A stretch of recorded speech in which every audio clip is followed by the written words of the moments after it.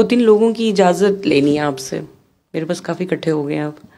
इधर बुलाने के लिए? हाँ जी, तो बिस्मिल्लाह ला सकते, एक एक करके ले आऊँगी, लेकिन इकट्ठे ले आओ, चल ठीक है, तेरे पे डिपेंड करता है। ठीक है, सही है। आप समझती हैं कि आपने उन पे ऐसा काम किया है, प्रोडक्ट ऐसी तैयार हुई है आपकी, या उनके अब सवाल ऐसे हैं, या उनकी पार्टिसिपेशन ऐसी है, या दुआ में उनकी शमूलियत उनके लिए ज़रूरी है, या उन्हें फ़ायदा होगा या बेहतर है। ठीक ठीक। और जो प्रोडक्ट जिसका मैं नाम नहीं ले सकती उसको ऐसे ही हमने चलाना है अभी। ये हालत वैसे पता है कहाँ होती है? ये हालत होती है शिकवे से।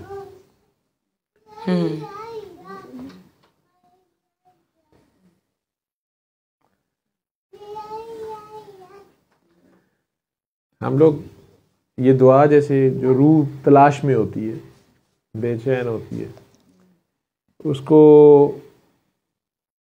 किसी भी बहाने, दुआ के बहाने, किसी प्रॉब्लम के बहाने, किसी मुसीबत के बहाने ये दुआ उस तक पहुंचती है और अचानक से उस पर एक नया चैप्टर शुरू हो जाता है।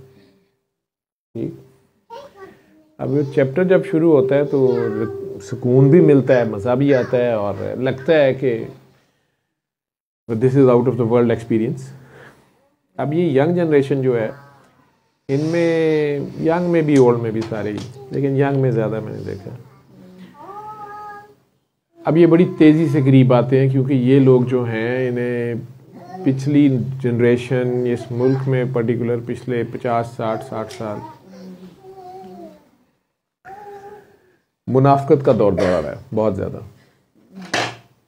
इनके अंदर जो है देखने में ये मॉडर्न हैं, हु केयर्स हैं, कई जैसे भी हैं, लेकिन इनके अंदर हक की तड़प और पहचान और उसको देख के, उसको फील करके, उसको लबैक कहने के लिए इनके अंदर वो प्योरिटी ज़्यादा है, प्यास ज़्यादा है इनकी। ठीक है, तो जहाँ से इनको इशारा मिलता है ये फिर लपक पड़ते हैं। जब ये लपक पड़ते हैं, खड़े होते हैं उस जगह पे, अब उसके बाद मुख्तलिफ पर्सनैलिटीज़, बहरहाल हर एक की अपनी अपनी पर्सनैलिटी है।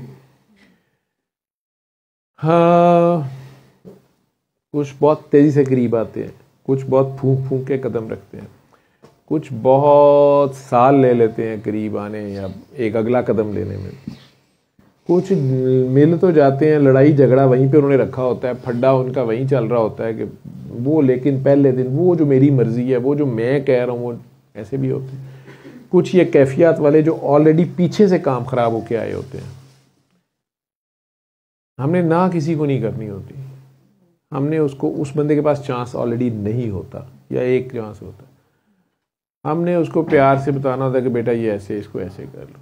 अब उसे वो हजम होता है या नहीं होता, कैफियत को वो एंजॉय करी जाता है या छोड़ने की कोशिश करता है, ये सब उसके ऊपर डिपेंड करता है। लेकिन यंग जनरेशन में रिलेटिवली ये सारा कुछ जो भी है, चाहे उनके एल्डर्स की तरफ से है या वो खुद उनके दौर में हुआ है, जिस वक्त जो बहुत फास्ट करीब आते हैं, मेरे एक्सपीरियंस में ये भी है कि उतने ही फास्ट वो वापस जाते हैं, या रीबाउंड फिनोमेना समझ लो, या उतनी तेज़ी से टेक ऑफ कर जाते हैं। टेक ऑफ करते करते वो ओवरटेक कर जाते हैं।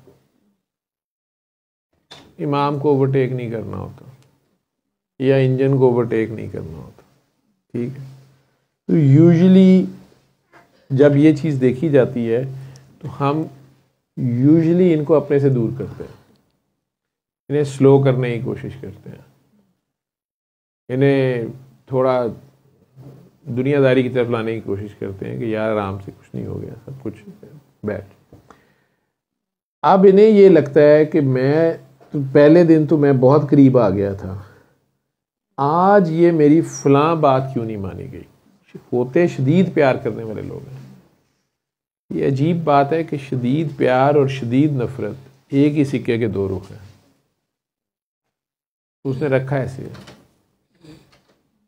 वो जिसको हमने पहले दिन कहा होता है कि आप बहुत प्यारे हैं, लव यू, उसको जब एकदम हम एक दिन इग्नोर करते हैं या डांट देते हैं, वो कोई मिस्टेक ऐसी करने लगता है कि जो उसके लिए नुकसानदेह है, या उसे या बुरी तरह डांट देते हैं कि अपनी शदीद इसका प्यार, इसकी तड़प, इसकी लपक अपनी जगह है, लेकिन ये चीज़ सिस्टम अलाउ नहीं करता, या इसको लग रहा है कि ये बहुत सही है, लेकिन हमें इन द लॉन्गर रन नज़र आ रहा है कि ये ना इसके लिए ठीक है ना इसके घर वालों के लिए ठीक है।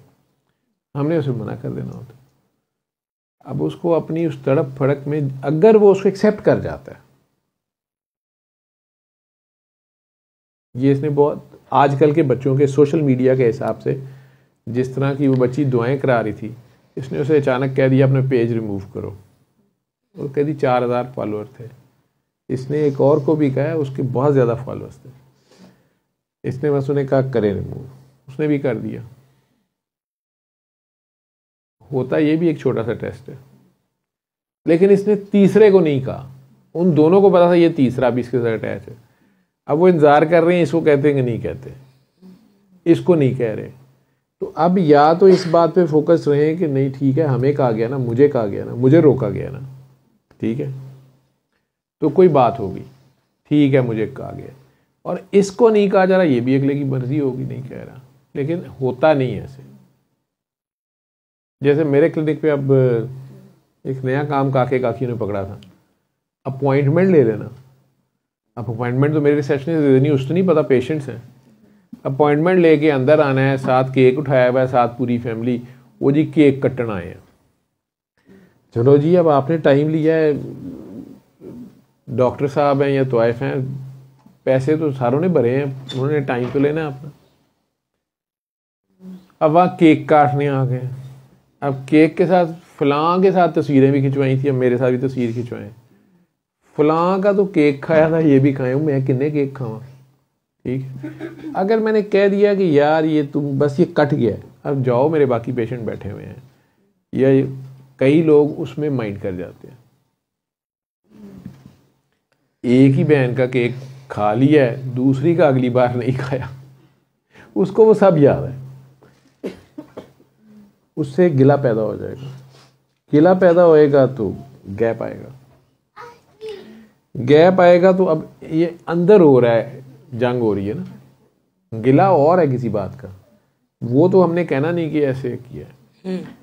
अब अपने अंदर वो तड़प वही है, लेकिन उस तड़प में अब झिझक है कि अब फिर स्नब ना कर दें, अब फिर पता नहीं कहेंगे ना कहें, ठीक है। वो आपके अंदर ये जंग शुरू हो जाएगी, ठीक है। कॉन्शियसली आप कहेंगे कि नहीं ये गलत है, मैं ऐसी कोई बात नहीं है, ठीक है, ये मुझे क्या ख्याल आ रहा है, मैंने तो नहीं इसको मानना, ठीक है। लेकिन सब कॉन्शियस आपको कोई सिग्नल दे जा रहा है। अब आपको एक किस्म की इस जंग में ब्लेसफेमस से थॉट्स आने शुरू हो जाएंगे, ठीक है। अगर आप नमाज पढ़ने खड़े हुए हैं, कोई और करने, अजीबोगरीब उल्टी सीधी बातें आनी शुरू हो जाएंगी।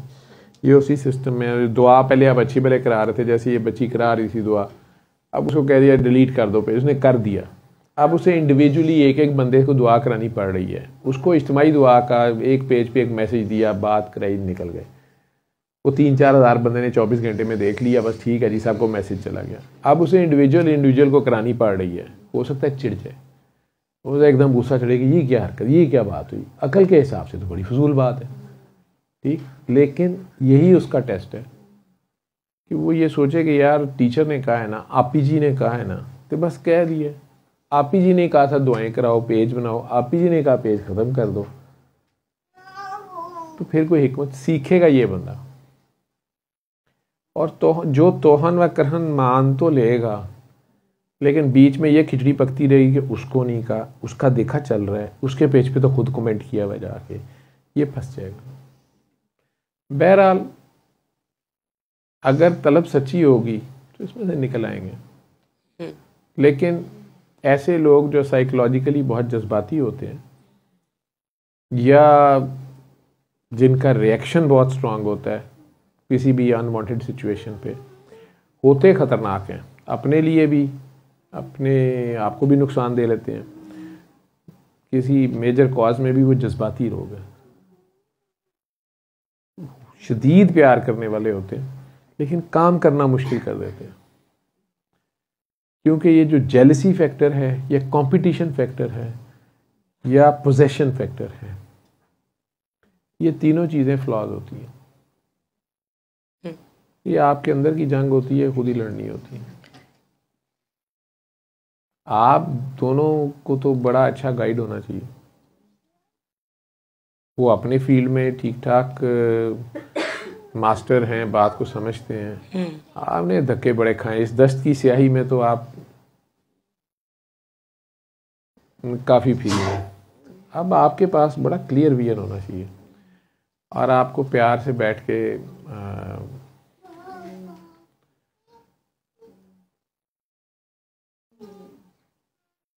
काउंसलिंग करनी चाहिए।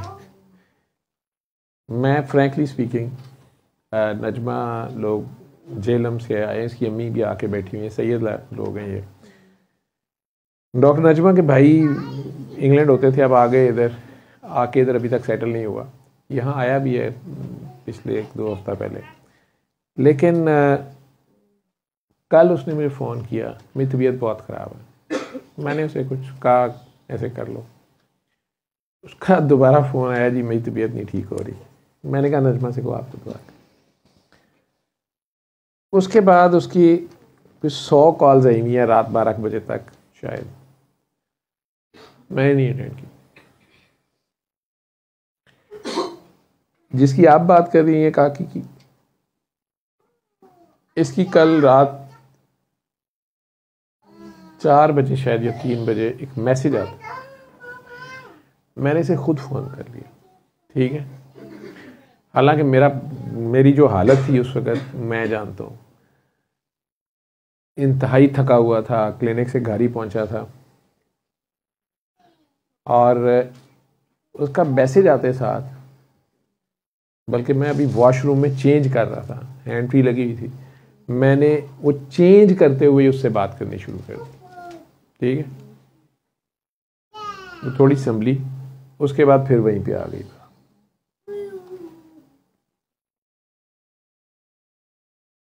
मैंने मज़ीद प्रोलॉन्ग की डिस्कशन उसके साथ, एक आध बार कॉल कट भी गई, मैंने फिर रिंग किया उसको, लेकिन उसके बाद उसने मैसेजेस किए मुझे, मैंने अभी तक नहीं पढ़े, ब्लू टिक नहीं हुए होंगे। जैसा इनके भाई का मैंने कॉल नहीं ली बाद में। कुछ होमवर्क हैं जो इंसान ने खुद करने होते हैं, और वो रोए पिटे जो मर्जी करे, वो होमवर्क खुद करना होता। पास हुए फेल हुए,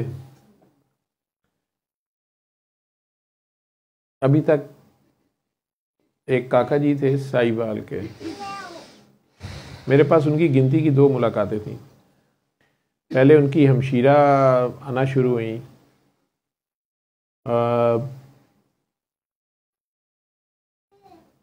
वियर्ड किस्म के उनके एक्सपीरियंसेस और फैमिली के सारे मैटर्स थे, पढ़े लिखे लोग। तो मैंने उन्हें कहा कि जी पीछे आपके इस तरह बुजुर्ग रहे हैं कोई? कि जी हाँ हमारे दादा का इस तरह दरबार था, नाना का था, या पता नहीं दादा का था, ऐसे था वैसे है, लेकिन हम लोग तो सारे पढ़े लिखे हैं और हम इसमें नहीं रहे, हमारे अब्बा बड़े ऐसे हैं, हमारे मियाँ ऐसे हैं, फलां ऐसे हैं। मैंने कहा अच्छी बात है, लेकिन जो आपका भाई है इसे कहें कि ये ड्यूटी उसके ज़ुम्मे है, ये करे, ये नहीं कर रहा। वो बड़ी परेशान हो गए, उन्होंने कहा कि डॉक्टर साहब जाने दें, वो तो फलानी एक्टिविटीज़ में है, ये आपने कहाँ से कह दिया कि उसका वो तो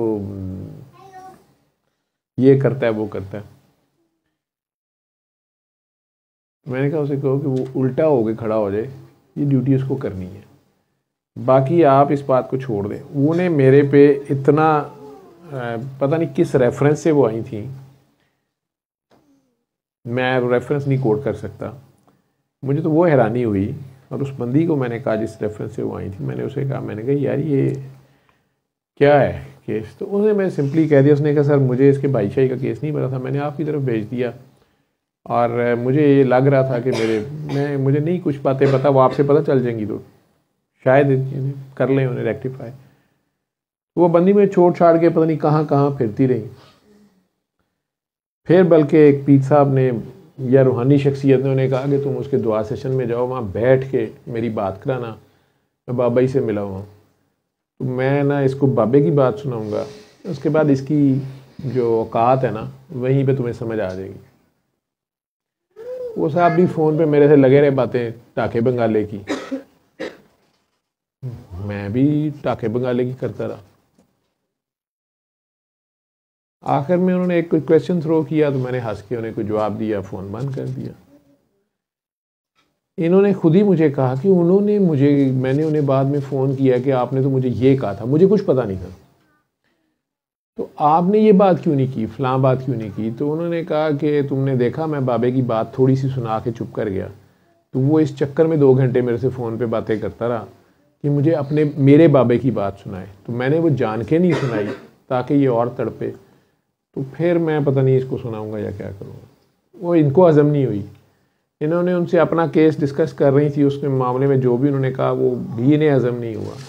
बहरहाल इसी दौरान इनकी बच्ची ने इन पे उसका कोई मसला हुआ, वो मेरे पास अपने तौर पे आई, उसने जाके माँ को बताया, वो परेशान हो गई, ये कैसे हुआ है, अल्लाह ने करम कर दिया। अब वो अपने भाई को मेरे पास लेके आए, इसी काम में कोई 2 साल गुजार दिए।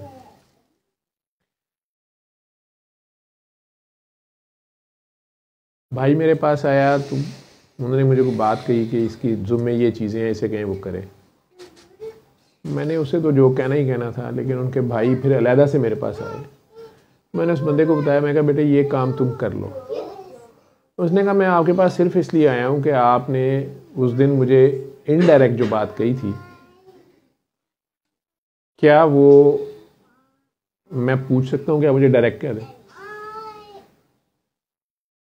मैंने कहा मैं तुम्हें डायरेक्ट कह देता हूँ, उस दिन तुम्हारी हमशीरा बैठी हुई थी, तुम्हारी एक फैमिली बैठी हुई थी, अब मैं तुम्हें डायरेक्ट कह देता हूँ। उन्होंने कहा जी बताएं, किसी को पता नहीं है मेरे मसले का। मैंने कहा तुम्हारा मसला ये है कि तुम्हें नबी करीम सल्लल्लाहु अलैहि वसल्लम के बारे में ब्लेसफेमस थॉट्स आती हैं। वो खड़ा हो गया बेचारा एकदम, चीख मार के सर पकड़ के। फिर उसने कहा कि मुझे बताएं मैं कैसे ज़िंदा रहूं, मेरा दिल करता है मैं खुदकुशी कर लूँ। मैंने कहा कि ये काम है, ये तुमने करना है, तुम्हारे ज़िम्मे ये है, और तुम वो कर नहीं रहे। अब वही बातें थी आगे से कि मैं इस काबिल नहीं हूँ। मैं कहा भाई तू इस काबिल है या नहीं है, ये तुम्हें कहीं से हुक्म है तुम कर लो, क्योंकि ये तुम्हारी तरफ ड्यू है, ये कर्जा है तुम्हारी नस्ल पे, और आपने आगे से कैश आप मजीद ले ही जा रहे हैं, तो पिछली पेमेंट आप कर नहीं रहे, तो ये आपका मसला है। वो इस बात पे बड़ा इम्प्रेस था कि आपको कैसे पता चल गया कि मेरी थॉट में ये मसला है। मुझे जैसे भी पता चला, आपकी इलामात से पता चला मुझे, तो मैंने यही तुम्हें पिछली बार इशारा दिया था, आज मैंने तुम्हें डायरेक्ट कह दिया कि जी अब इसका हल क्या है। मैं कि इसका हल ये है, वो करने पे वो तैयार नहीं था। मुझे कहने लगा कि अगर मैं यह ना करूं, काकी तो यहाँ बैठी कह रही थी ना, जो फैसलाबाद से भी आई थी, कि शादी कौन सा कोई काम है, और साथ ही उन्होंने एक लफ्ज़ बोले थे कि मैं ये समझती हूँ कि खुदकुशी हराम है। ठीक, मुझे वो बंदा साथ याद आ रहा था, तो मुझे उसने उठ के कहा कि डॉक्टर साहब ये मेरे लिए पॉसिबल नहीं है। मैं कहा याद रख, देखता रहा, हंस के चला। मैं कहा याद रख, देखता रहा, हंस के चला गया। कहते डॉक्टर साहब एने के मुसलमान थे, असी भी आए हैं, इस तरह कहा उसने। शायद वो कुछ और एक्सपेक्ट कर रहा था कि मैं पता नहीं क्या लिखूंगा, चला गया। चंद दिन बाद उसकी हमशीरा की रोते धोते मुझे फ़ोन आया कि डॉक्टर साहब मैं डैश कर रही हूँ लाहौर से उधर, वो आप दुआ मांगें कि वो बच जाए, उसने खुद को शूट कर लिया। तो मैंने कहा जी अल्लाह खैर करे। वो बांजी उनकी ने फ़ोन उठा लिया, जो पहली बार में, उसने फ़ोन पकड़ के चीखते हुए कहा कि बाबा आप एक बार कह दें कि वो बच जाएंगे। मैंने कहा बेटा अल्लाह खैर करे, जो अल्लाह को मंसूर। जब वहाँ पहुँचे तो पता चला कि उन्होंने तो घर ही शूट ऐसे किया था, तो वो वहीं ख़त्म हो गया था। अब ये बात किसी को समझ आए या ना आए, लेकिन जिनके ऊपर ये बीत रही होती है वो इसे जानते हैं। बाकी उनका मामला आगे अल्लाह रसूल के पास जाके क्या होता है, देखने में तो एक हराम मौत है, लेकिन अगर वो होश में ही नहीं है बंदा तो फिर उस पर लगती नहीं है। लेकिन अगर आप होश में हैं और आपको एक चीज़ से मना किया जा रहा है कि बेटा तुम अपनी जगह सच्चे हो, तुम्हारा प्यार सच्चा है, तुम्हारी तड़प सच्ची है, तुम्हारी डिमांड सच्ची है, तुम हर तरह सच्चे हो, तुम में किसी को कोई शक नहीं है, तुम्हें किसी, लेकिन तुम्हें जहाँ खड़ा किया जा रहा है वहाँ खड़े हो जाओ और अपनी डायरेक्शन को सीधा करो। ठीक है, जहाँ तुम रुक रहे हो ये मंजिल नहीं है।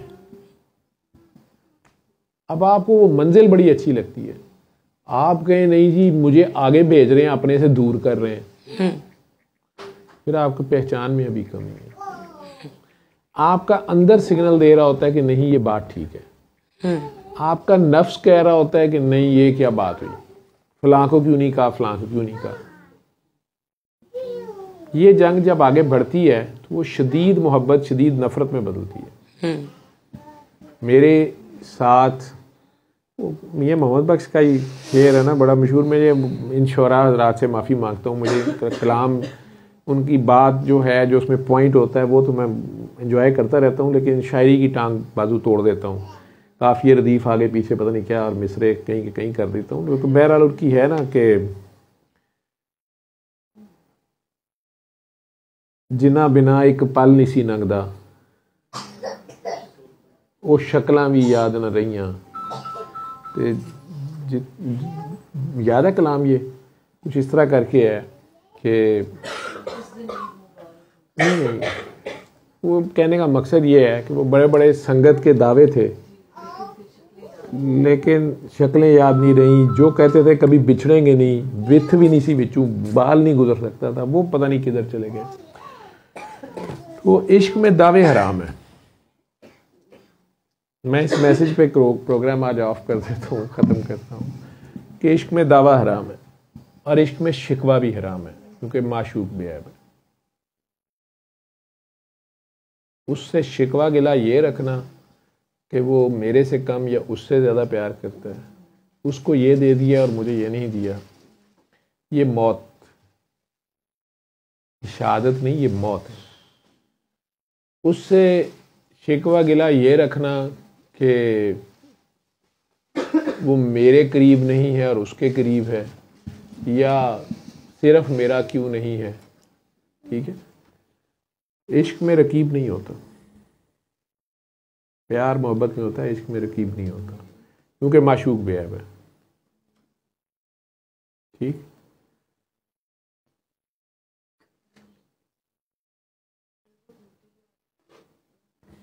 जी, उनकी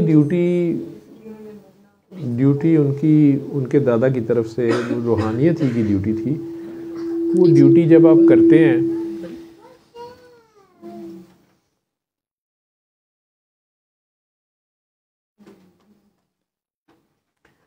तो दर्द बहुत होता है, कुछ लोगों को फिजिकल पेन बहुत होती है, कुछ लोगों को नौजिया, बुरा हाल हो जाता है। फॉर एग्जाम्पल मेरी कोई ड्यूटी, मुझे कई लोग कहते हैं आपकी तो अल्लाह ने ड्यूटी लगाई हुई है, आप तो पता नहीं बाबा जी लगा गए। बिल्कुल नहीं, मेरी औकात नहीं है ड्यूटी श्यूटी की, मैं कहाँ से हो गया कि डॉक्टर हूँ, डॉक्टरी नहीं पूरी कर सकता तो ये तो इतने बड़ा काम है। मैंने एक वादा किया, अब मुझे उस वादे को तो निभाना है। ठीक है, मैंने, किसी ने मेरे से वादा लिया, किसी ने मेरे हाथ, मेरी डिमांड थी, देखें मुझे कोई, मेरी आखिरी सांस चल रही हो और मैं 100 साल जीना चाह रहा हूं, ठीक है, और किसी के पास 100 साल हो और वो कह दे कि या अल्लाह मेरे 100 साल इसको दे दे। ठीक, नंबर 1, उसने इतना बड़ा सेक्रीफाइस किया। दूसरे पे वो ये कहे कि यार तूने ये 100 साल या 100 लीटर पानी तो ले लिया मेरे से, घूंट घूंट करके पीता रही, 100 साल गुजर जाएंगे, लेकिन अगर हो सके तो इसमें से बांटता भी रही। तो जो तू पिएगा ये तो कम होगा, जो तू बांटेगा तो ये बढ़ जाएगा।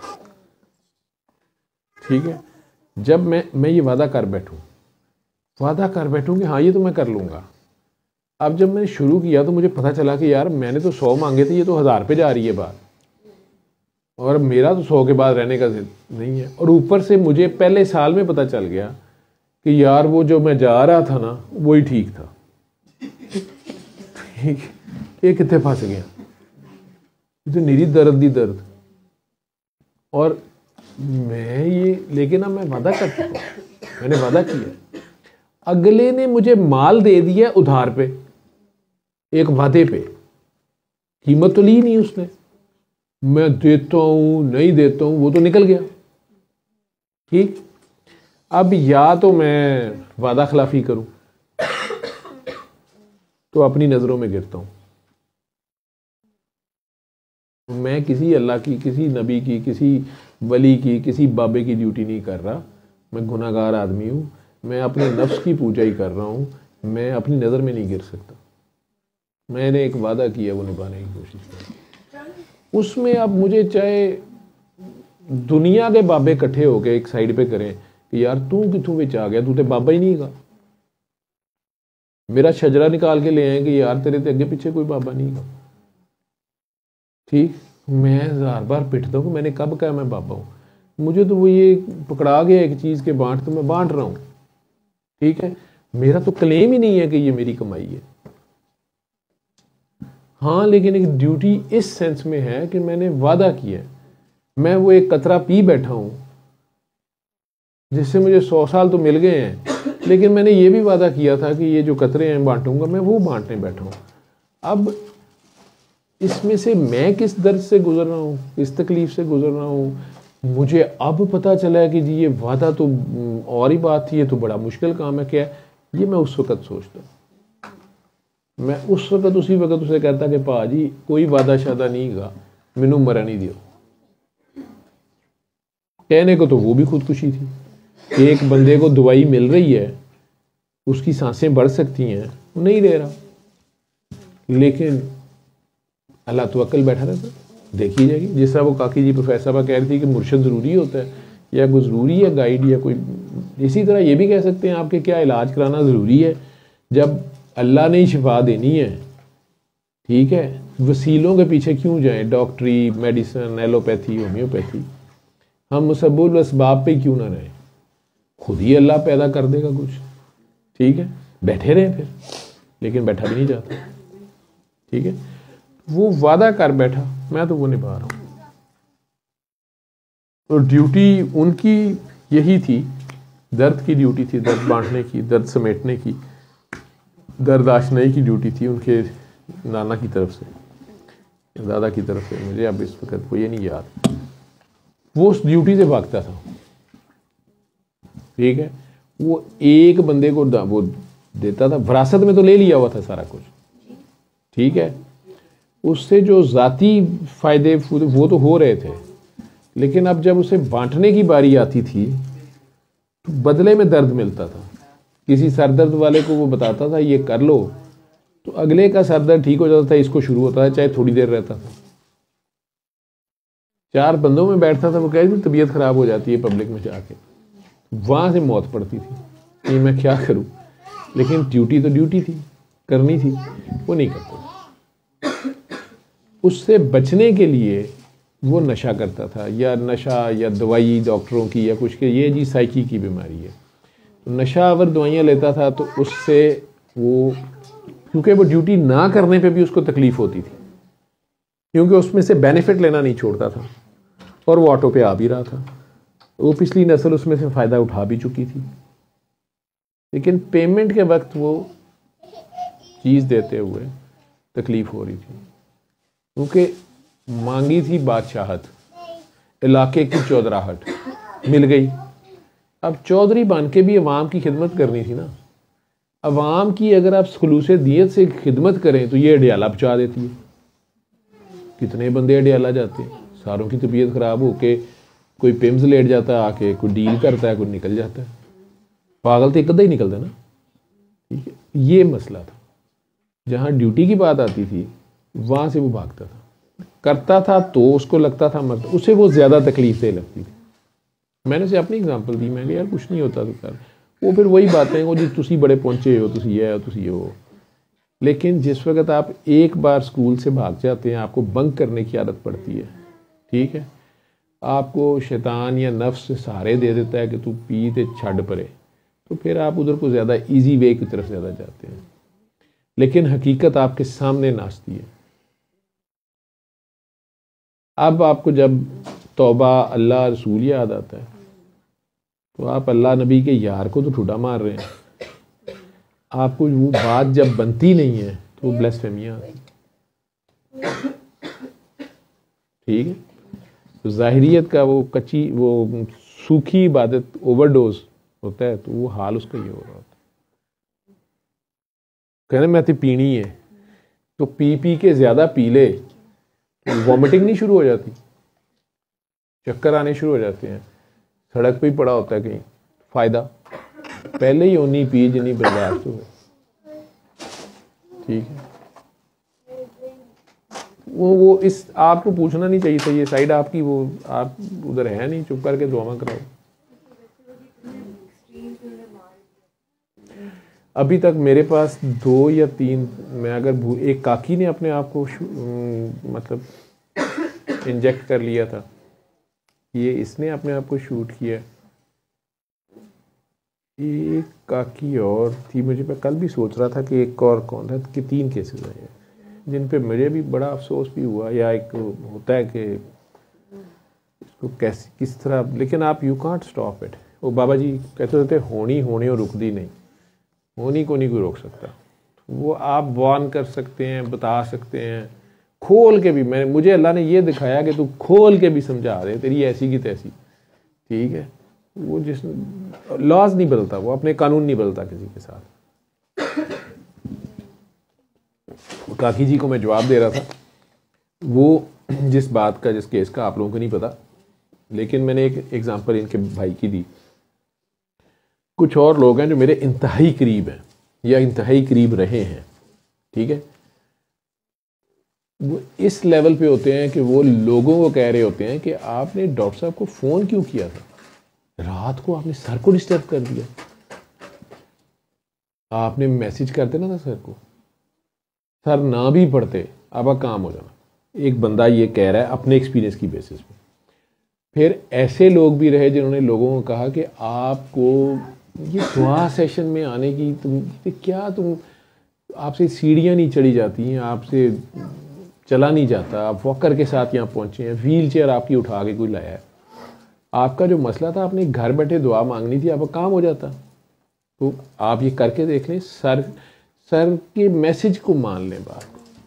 यानी मेरे से पहले वो खप रहे हैं उनके साथ, बड़े बड़े, इससे ज़्यादा कह देना कि आप घर से अभी चलने लगते हैं काम। सब लोग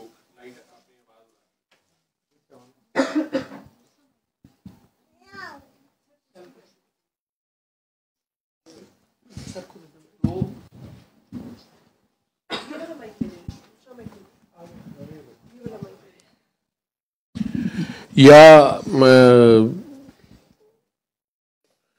मैंने अभी किसी काम का जिक्र किया कि यार फलां बंदा है, उसकी प्रॉब्लम है, तो मुझे चंद घंटे बाद उस बंदे ने, ऐसे लोग मेरे करीबी, उन्होंने कहा कि सर, या उस बंदे का फ़ोन आ गया, सर थैंक यू मेरा काम हो गया। मैंने कहा यार इतनी अमाउंट या कैसे अरेंज हो गई है? उन्होंने कहा वो फलां बंदे ने आके मुझे कहा आपने कहा था। मैंने मैंने तो नहीं कहा उसको। नहीं सर, वो मैंने उसको कैसे बोल, मैं तो उसको जानता नहीं हूँ। अगर उसे फ़ोन करना सर, वो बस मैं कहा कि दिस इज़ टाइम, तो मुझे करना चाहिए। यार इतनी अमाउंट तुम्हारे पास थी सर, मेरे लिए कोई मसला नहीं, अच्छी बात। मेरे कोई छोटी सी क्रंच आ गई है किसी भी तरह की, फिज़िकल आ गई है, सोशल आ गई है, मॉरल आ गई है, उस बंदे ने उसको पहले प्रीएम्प्ट कर लिया और वहाँ पे वो पहले खड़ा है। इतना मेरा ख्याल रखने वाला। और मुझे ये कहने वाले लोग कि सर ये लोगों को क्यों समझ नहीं आती, क्यों आपको तंग करते हैं, सारी सारी रात बैठा छोड़ते हैं, ये सिंपली दुआ क्यों ये सोचते हैं, तो इनका आपकी तरफ इनका फोकस नहीं होता। मैं तो जब से आपके साथ हूँ या मेरी फैमिली या मैं तो ये कॉन्सेप्ट मुझे नहीं समझ आती ये कैसे फंस जाते हैं। लेकिन वही लोग फिर मुझे फ़ोन करके या कह रहे हैं कि जी वो ये मसला है, एक वक्त ऐसा आता है, मैं कहता हूँ अच्छा ऐसे कर लें, थोड़ी देर बाद फ़ोन आता है जी वो तो बढ़ गया, मैं कहता हूँ नहीं ऐसे करें कि जी फिर बढ़ गया, मैं कहता हूँ ठीक है फिर आप डॉक्टरी इलाज करा लें। हाँ हम भी आपसे ये पूछने वाले थे, डॉक्टरी इलाज करा लें, इलाज मुझे पता आता है स्टेशन आ गया।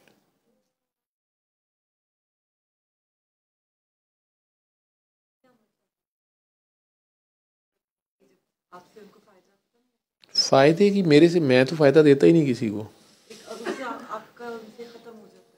नहीं मेरे से खत्म, हम नहीं किसी से खत्म करते।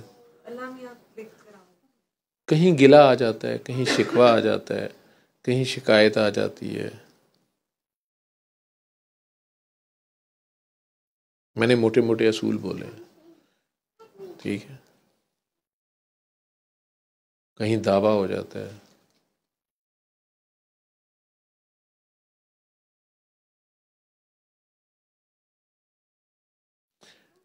वो ताल्लुक, वो बॉन्ड इंतहाई नफीस, इंतहाई बारीक होता है।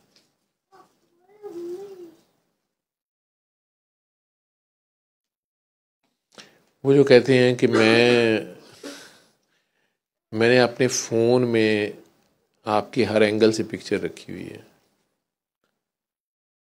मैंने आपकी एक एल्बम बनाई हुई है, घर वाले उनके बच्चे मजाक करते हैं ये आपकी फ़ोटोज़ देखते रहते हैं। एक दिन ऐसा भी आता है कि वो नहीं, मैं कहता हूँ यार मैं आपको फ़ोन कर रहा था, अरे सर प्लीज़ टेक्स्ट, मैं इमरजेंसी मीटिंग में हूँ, आप टेक्स्ट कर दें, टेक्स्ट कर दें। दूसरी बार ऐसा होता है, तीसरी बार मैं नहीं करता। कुछ बच्चों में से भी जवाब देता है, कहते वो बाबा को आपकी आवाज़ से भी डर आना शुरू हो गया। वो दुआ सेशन में लगाया तो उन्होंने डांट दिया, उनका बंद करो इसको, मुझे पता चल जाता है स्टेशन आ गया।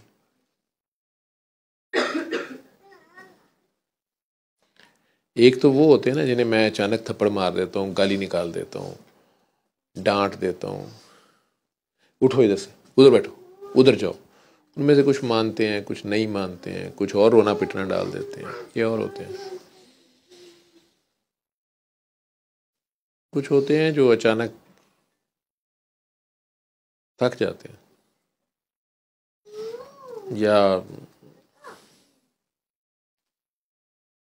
अल्लाह बेहतर जानता है। मुझे कई बार मुझे नहीं समझ आती शुरू, बस ये पता चल जाता है कि स्टेशन आ गया है। रीज़न कई बार बहुत बाद में पता चलती है, कई बार जल्दी, कई बार लेट पता चल जाती है। बाबा जी मुझे बता के ना गए होते तो शायद मैं पागल हो जाता। मैं नहीं पहले ही पागल था, लेकिन वो दूसरा पागल हो जाता, दवाइयों पे लग जाता, मेंटल हॉस्पिटल या साइकेट्री वार्ड में पहुंच जाता। मेरी नीयत, मेरी नेचर को जानते थे। एक चीज़ उन्होंने, हालांकि मुझे ख़राब कर सकती थी, एक और बाबा जी थे उनके साथ कभी कभी होते थे, उन्होंने कहा ये आपने इसको क्या कहा, ये ख़राब हो जाएगा। मैंने कहा नहीं नहीं ख़राब हो, तो पता नहीं मुझे उस वक्त भी ना समझ आई ये क्या बात कही है, लेकिन उन्होंने मुझे कहा अभी ना पागल होता रही,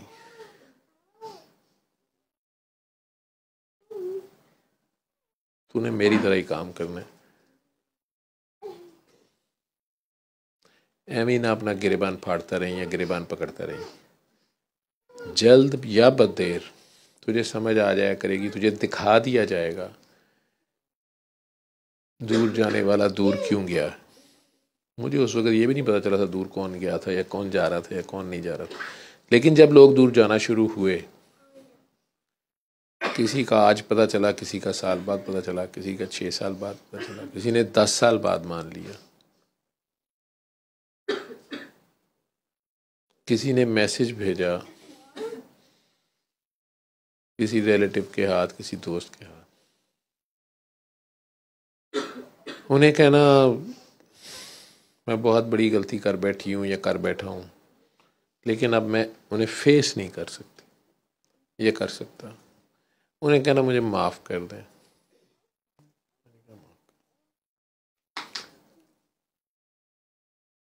वो खुद चलाता है और बेऐब चलाता है। मेरे पास इतना टाइम ही नहीं होता मैं जज करता फिरूँ किसी को।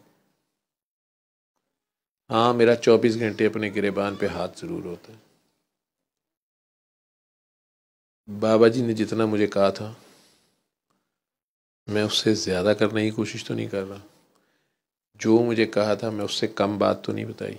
डॉक्टर साहबा बड़ी गिला करती होती थी मेरे से, गुस्से में मुझे कहती होती थी कि सर आप ना पहले दिन ही हाथी के सामने अगर हाथी की खुराक रखें वो तो ठीक है, आप चूहे के सामने भी हाथी की खुराक रख देते हैं। आप सारों के सामने सारी बात पहले दिन ही खोल देते हैं, हर एक को नहीं हजम होती। सब ये मेरा मसला नहीं है। मुझे पहले दिन जो मिली थी वो मैं पहले दिन सबको देता हूँ। मुझे मुफ्त मिली थी, मुफ्त देता हूँ। आगे उनका नसीबा संभाल के रखें, जाग लगा लें, फिक्स डिपॉजिट कराएं या वॉमिट कर दें या छोड़ जाएं। किसी पे 10 साल बाद खुलती है बात, किसी पे पहले दिन खुलती है, किसी पे खुलती ही नहीं सारी ज़िंदगी। मैं सबके बराबर डील कर। कुछ केसेस में मैं आउट ऑफ द बॉक्स या आउट ऑफ द लिमिट चला गया, मुझे नहीं। एक कोविड में डांट पड़ी, एक मैंने अपने आप को खुद देखा जब मुझे नहीं समझ आई कि ये केसेस क्यों ऐसे हो रहे हैं।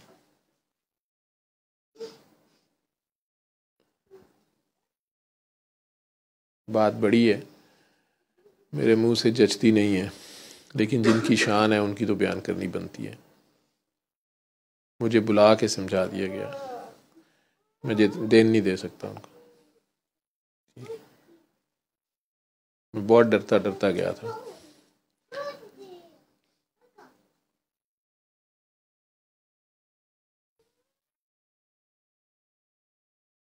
अभी तक तो अल्लाह का लाख लाख शुक्र, जितना भी अदा करूँ कम है, लेकिन डर आता है। नफ्स बहुत खौफनाक चीज़ है। शैतान तो जान छोड़ जाता है एक जगह पे, नफ्स नहीं छोड़ता। शैतान एक जगह पे आके आपकी जान छोड़ जाता है, वो सबसे ख़तरनाक जगह होती है जहाँ से शैतान तो छोड़ जाता है, सिर्फ नफ्स रह जाता है। ये बातें ही हैं, नफ्स मार लिया हुआ है, ये नहीं मरता। आगे उसकी मर्जी, जहाँ तक उसने ले जाना होगा, जो उसने ड्यूटी जब तक लेनी है उसने लेनी है। और ड्यूटी का लफ्ज़ मैं बोल देता हूँ, जब तक तौफीक देगा ये वादा निभाने की निभा रहे हैं। कोई कदर करे ना करे, हमारे ज़ुम्मे डफली बजाना है, बजा रहे हैं। धर्मेंद्र और श्री देवी का एक गाना था जो मैंने, मेरा ख्याल वीसीआर की दुनिया में पहली बार जब मैंने वीडियो देखनी शुरू की किसी के घर, मैंने कहा जी ये क्या, ये वीसीआर है और ये इंडिया की फ़िल्म लगाई है। ये वो देख रहे हैं, मैं बड़ा परेशान, सारा घर बड़े छोटे इकट्ठे लेटे वो बैठ के देख रहे थे। तो वो मैंने देखा तो नया नया कलर टीवी भी आया था, किसी किसी के पास होता था। तो डफली वाले डफली बजा, मेरे गुरु बुलाते हैं, तू मैं नाचूं तू नचा, डफली वाले डफली बजा। तो वो मेरी याद है। उस वक्त भी मुझे अजीब सा काम लगा, वो लड़का लड़की नाच रहे हैं, रंग बिरंगे ढोल से रखे हुए और पता नहीं क्या थी, वो सीन मेरे ज़हन में है, लेकिन ये लफ्ज़ मुझे कहते थे कुछ और हैं। बाबा जी को एक गाना मैंने सुनते देखा, कभी कभार वो सुनते थे, आप लोग अब घर जाके सुन लेना, घुंघरू की तरह बजता ही रहा होगा। उसकी वीडियो देखना साथ, ठीक है। लेकिन उसका वीडियो ज़रा डिप्रेसिंग है, लेकिन बाबा जी को मैंने कभी डिप्रेस नहीं देखा, ठीक है।